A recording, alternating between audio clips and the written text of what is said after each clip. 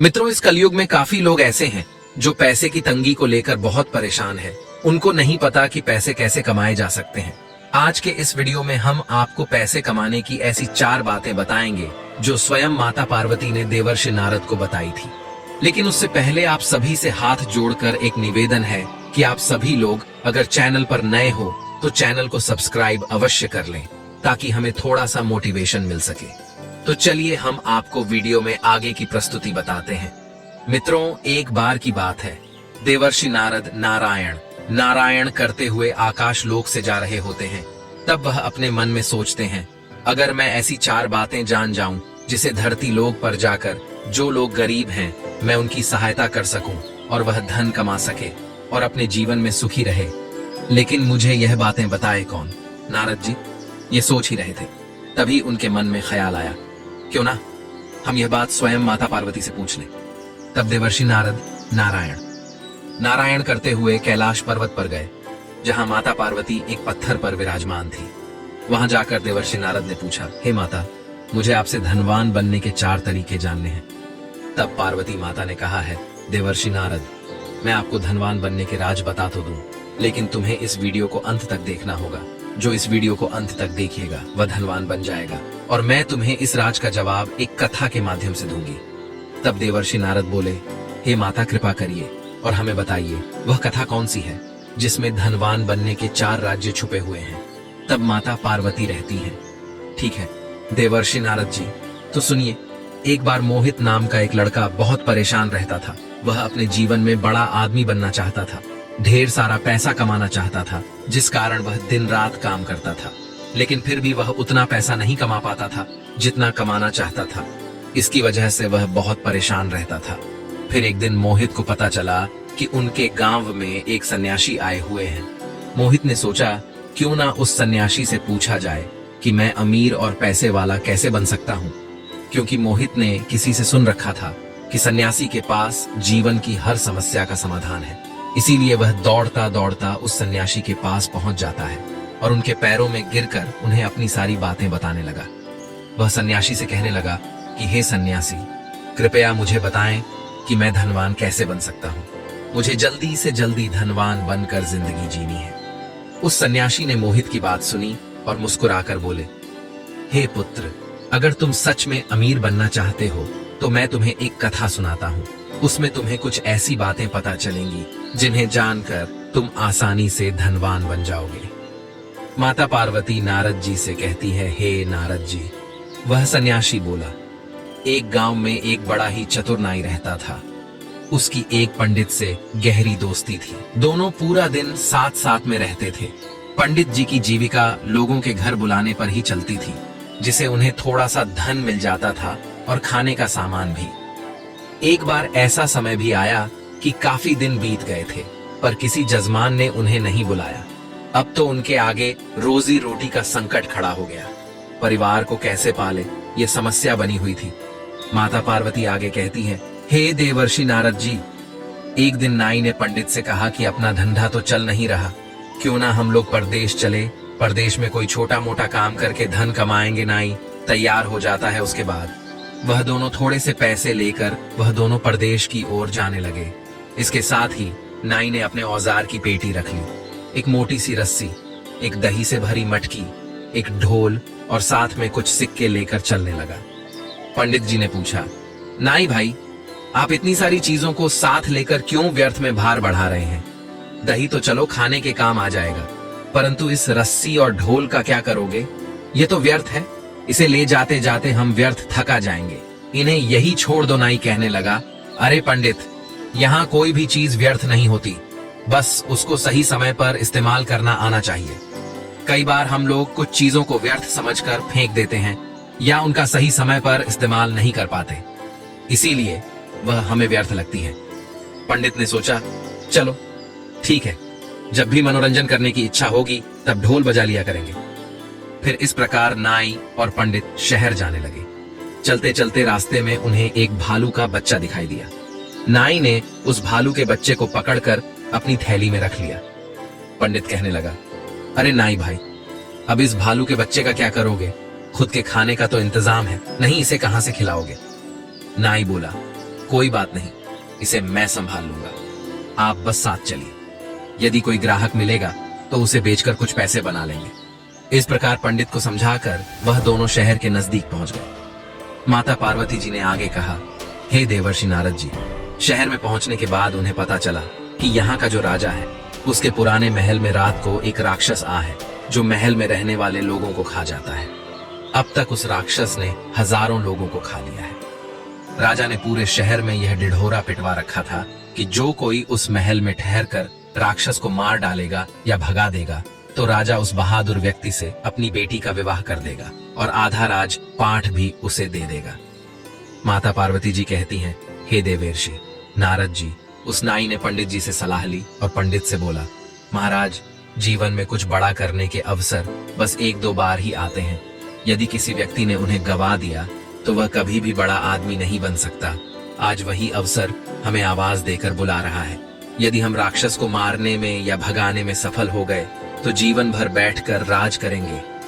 नाई की बात सुनकर पंडित बोला, अरे मूर्ख, यह अवसर हमें बुला नहीं रहा बल्कि हमारी मौत हमें बुला रही है। हम राज्य और राजकुमारी की लालच में आ गए तो राक्षस जरूर हमें खा जाएगा। अक्सर लालच के कारण ही व्यक्ति मुश्किल में पड़ता है। जैसे जीव के लालच में मछलियां कांटे में फंसती हैं, दाने के लालच में पड़कर पक्षी अक्सर जाल में फंसते हैं। मौत और विभक्ति हमेशा लालच देकर ही जीवन को व्यर्थ बना देती है। माता पार्वती जी कहती हैं, हे देवर्षि नारद जी। वह पंडित आगे कहता है, जो बुद्धिमान व्यक्ति होते हैं वह इस तरह के लालच में कभी नहीं पड़ते। कहीं मेहनत मजदूरी करके खा कमा लेंगे, कम से कम जीवन तो सुरक्षित रहेगा। इतने में नाई कहने लगा, अरे महाराज, आपने तो एक बात को सुना ही होगा कि नदी पार वही करते हैं जो उसमें तैरने की हिम्मत रखते हैं। जो नदी में उतरते हैं, नदी के किनारे पर खड़े रहने वाला व्यक्ति कभी नदी को पार नहीं कर सकता। ऐसे व्यक्ति बड़े होने का सपना तो देख सकता है पर बड़ा नहीं बन सकते। बड़ा बनने के लिए रिस्क तो उठाना ही पड़ेगा। माता पार्वती जी कहती हैं, हे देवर्षि नारद जी। नाई की बात सुनकर पंडित घबरा गया और सोचने लगा, आज यह हमें मरवा कर ही छोड़ेगा। पंडित जी एक बार फिर नाई से बोले, दोस्त, राजा के महल में जाना और राक्षस से लड़ना यह हमारी बुद्धिमानी नहीं, मूर्खता है। क्यों व्यर्थ ही मुसीबत में पड़ना चाहते हो? तुम्हें अपनी जान प्यारी नहीं है क्या? यदि तुम्हें अपनी जान प्यारी नहीं तो कोई बात नहीं, कम से कम मेरे प्राणों की चिंता तो करो। महल में जाना सरासर आत्महत्या करने के समान है। नाई बोला, दोस्त परेशान मत हो, हम जरूर जीतेंगे। जीतने वाले कोई अलग काम नहीं करते, बस वह हर काम को अलग तरीके से करते हैं। गरीबी लाचारी का जीवन जीने से तो अच्छा है कि मौत से भी लड़कर हमें उन्नति करनी चाहिए। दरिद्रता का जीवन वैसे भी मृत्यु के समान होता है, मरना तो वैसे भी एक ना एक दिन है। हिम्मत और बुद्धिमानी से काम लेने पर कठिन से कठिन सफलता भी पाई जा सकती है। हम पूरा जीवन मेहनत करें तो भी इतना पैसा नहीं कमा सकते कि हम राजा बन जाएं। थोड़ी सी हिम्मत करके किस्मत आजमाने में क्या जाता है। माता पार्वती जी कहती हैं, हे देवर्षि नारद जी। नाई की बात सुनकर पंडित का भ्रम दूर नहीं हुआ। फिर भी नाई ने कहा, शायद आप यह उचित नहीं समझते हैं जो धन अत्यंत संघर्ष करने पर प्राप्त हो, शत्रु के आगे सर झुकाने से प्राप्त हो, अपमान सहन करने से प्राप्त हो, जिसमें जान का खतरा हो, धर्म का उल्लंघन करने से प्राप्त हो, उस धन में मन नहीं लगाना चाहिए।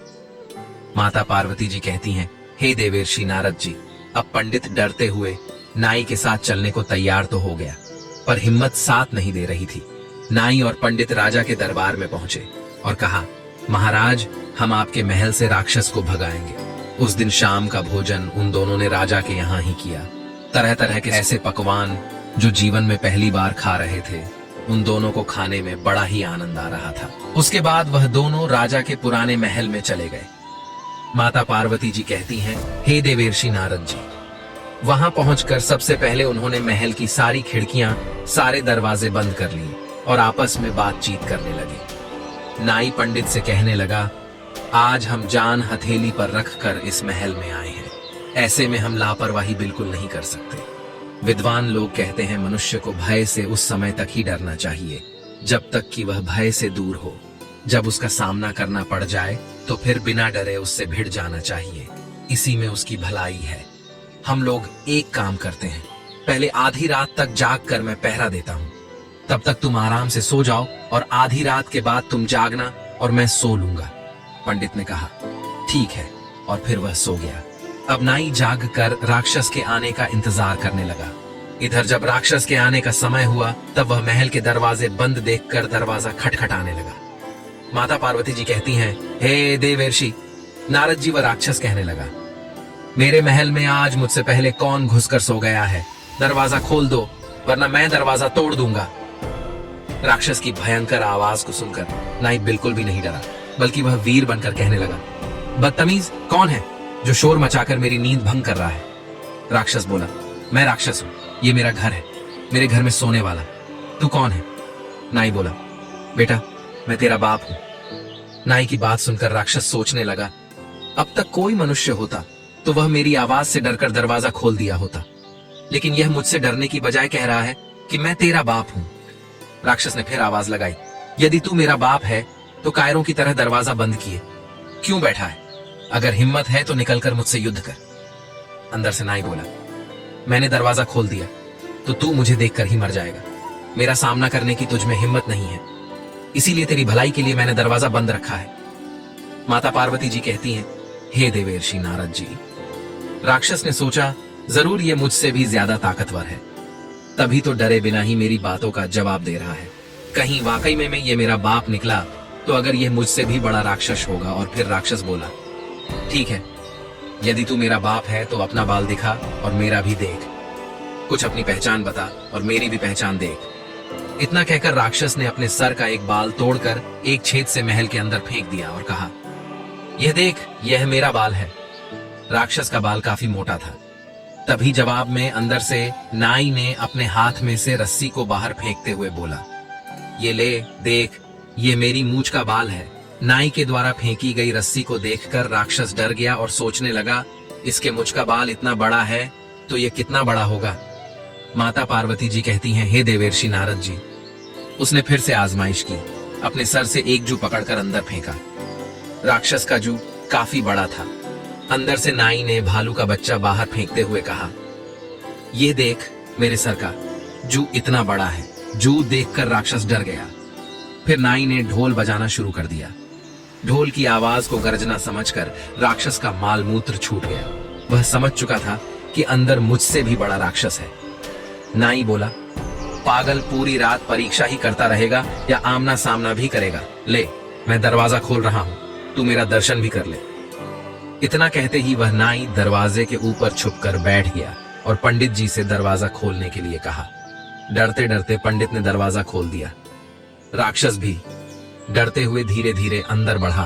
तभी नाई ने अपने अस्त्र से राक्षस की नाक काट दी। वह राक्षस नाक पकड़कर रोता चिल्लाता हुआ वहां से भाग खड़ा हुआ और बोला, अब मैं यहां कभी नहीं आऊंगा, ये महल तुम ही रख लो।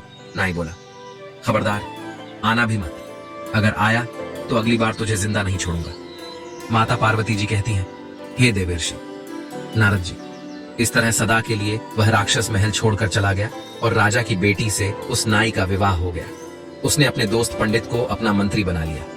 राजा के रूप में नाई अपने मंत्री पंडित से कहता है कि इन 4 बातों को हमेशा ध्यान में रखना, तुम कभी गरीब नहीं रहोगे। पहली बात, अवसर को पहचानना चाहिए, उसे पकड़ने का प्रयास करना चाहिए और जो उसके पास है उसे व्यर्थ की चीज ना समझकर सही समय पर इस्तेमाल में लेना चाहिए। दूसरी बात, हिम्मत के साथ बुद्धिमानी से काम लेना चाहिए। बिना बुद्धि बल के सहायता से सुअरवीर भी हार जाते हैं। बुद्धि का उपयोग करके मनुष्य छोटा होकर भी बड़े बड़ों को पराजित कर सकता है। तीसरी बात, हमेशा सोच बड़ी रखो, छोटा सोचने वाला कभी बड़ा नहीं बन सकता। कहते हैं जब सोच बड़ी होगी तो ही व्यक्ति बड़ा काम उठाता है। चौथी बात, अमीर बनने के मार्ग में यह 5 चीजें बाधाएं बनती हैं। 1 लापरवाही, 2 बीमारी, 3 संतोष, 4 बुजदिली, 5 अपनी जन्मभूमि से प्यार। माता पार्वती जी कहती हैं, हे देवर्षि नारद जी, उस सन्यासी ने मोहित से कहा कि यदि इन बातों को तुमने ठीक से सोच और समझ लिया तो जीवन में कभी किसी का मुंह नहीं देखना पड़ेगा।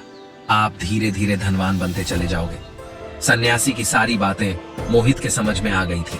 उसके बाद मोहित ने अपने जीवन में उन 4 बातों को अपनाया और वह धीरे धीरे धनवान बनता चला गया। माता पार्वती जी कहती हैं, हे देवर्षि नारद जी, अब तो आपको सारी बातें समझ में आ ही गई होगी कि इंसान को अमीर बनने के लिए वह 4 कौन सी बातें हैं जिन्हें ध्यान में रखना चाहिए। तब देवर्षि नारद बोले, हे माता, मुझे वह चारों बातें पता चल चुकी हैं।